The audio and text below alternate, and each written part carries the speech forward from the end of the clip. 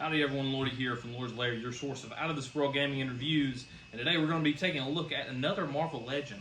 Today we're going to be looking at the Marvel's Husk figure from the new Nemesis wave. So as you can see there, she comes with the main body piece of that Nemesis Build-A-Figure, an alternate head, and then looks like two sets of hands. One set of hands, two different sets of hands. And then whatever this piece is, we'll have to actually open that up for me to see what that is. And then the Nemesis tubes there, and then that screaming head, and then the other just natural head. As you can see on the side there with some box art, the other side, you got that same box art, just a smaller picture. And then on the back, the description of the character, barcode on the bottom.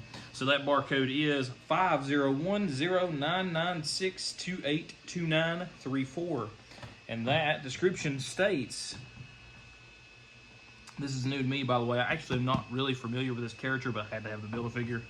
So if I get her last name wrong, forgive me. Paige Guthrie, a mutant with the ability to morph her skin into any form, becomes a member of the X-Men known as Husk. So let's get her open and see what you guys think. So this figure, I went to go ahead and change the head out just because that screaming head was too cool.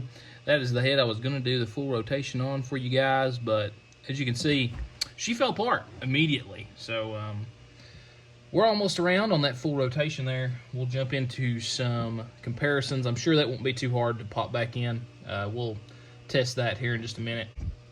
So as you can see on the bottom half of the body here for articulation, it's pretty standard on the feet, although this does limit her feet movement just a bit. Double jointed knees, and no cut at the calf, although there is a cut at the thigh to swivel. No swivel at the waist, although you do get that rocker, pretty standard with most female figures. And then moving up on the body, double jointed elbows, and then standard range of motion on all hands. Show you those alternate accessories here in just a second. Not much range of motion on the head, all the way up, all the way down. Try to get that other head on there and put the body back together.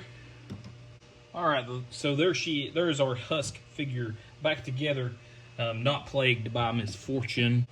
Here's a size comparison of her. I'm sure a lot of people were probably pretty curious to see how this figure compared up to the other figure. Compared to the old one, the torso is just a bit smaller, so the breasts aren't quite as large as the older figure. And the golds are just slightly different. And for those alternate hands, she does have an open hand that goes in and out for the left side of her body. She also has a right hand fist.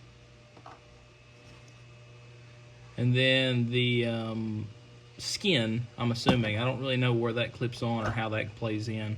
But we will find out. Pretty much has it for the review today, guys. I hope you liked the review. If you did, please leave me a like on the video. A sub on the page would be great. If you like Marvel Legends, I'm all the time reviewing them as I get them as they release. So once again, this is Lordy from Lord's Lair, your source of out-of-this-world gaming and reviews.